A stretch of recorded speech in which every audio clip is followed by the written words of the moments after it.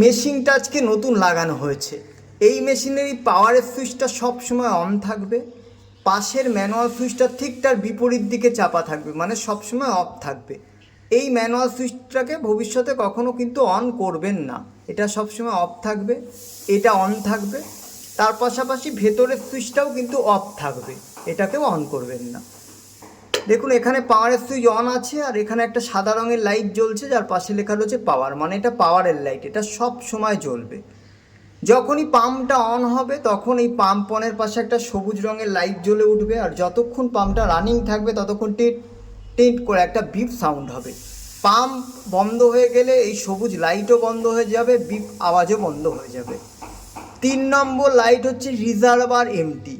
In future দেখলেন যে ব্যবহার করার বিল্ডিংয়ের জল নেই, জল শেষ, ট্যাঙ্কে ব্যবহার করতে পারছেন না জল।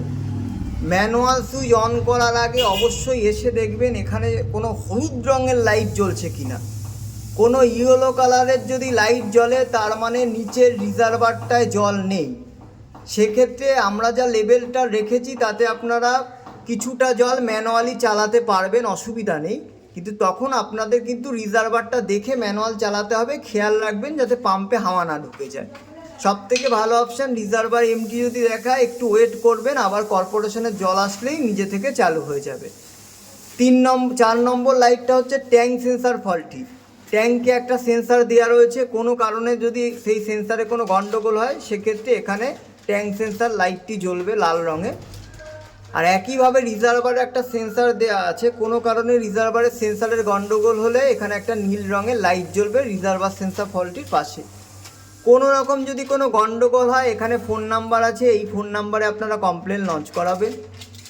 ম্যানুয়াল চালানোর জন্যে পাওয়ার সুইচটা অফ করে দেবেন। দেখুন এই যে রিজার্ভার এমটি, কারণ রিজার্ভারে আপনাদের জল নেই তাই হলুদ রঙের লাইট জ্বলছে। এই লাইট জ্বলা মানে নিচের রিজার্ভার খালি, তখন কিন্তু ম্যানুয়াল না চালানোই ভালো। চালালে রিজার্ভার খেয়াল রেখে চালাবেন। যদি ইন ফিউচার ম্যানুয়াল চালাতে হয় সব থেকে সহজ উপায় পাওয়ারের সুইচটা বন্ধ করে দেবেন, এটা খুলবেন, খুলে এটা দিয়ে চালু করবেন, আবার ভরে গেলে এটা দিয়ে বন্ধ করবেন। এইটা আপনার দুটো সময় করতে হবে, যখন আপনারা ট্যাঙ্ক পরিষ্কার করাবেন, রিজার্ভার পরিষ্কার করাবেন তখন পাওয়ারের সুইচটা বন্ধ করে দেবেন। তার পাশাপাশি কোনো কারণে ডিভাইসের কোনো গন্ডগোল হলো সেক্ষেত্রে পাওয়ারের সুইচটা বন্ধ করে আগের সিস্টেমে আপনারা অন অফ করবেন। দয়া করে ভিডিওটা ডিলিট করবেন না। ভবিষ্যতে কোনো সমস্যা হলে এই ভিডিওটা দেখে সুইচের ডিরেকশানগুলো কিন্তু মিলিয়ে নেবেন।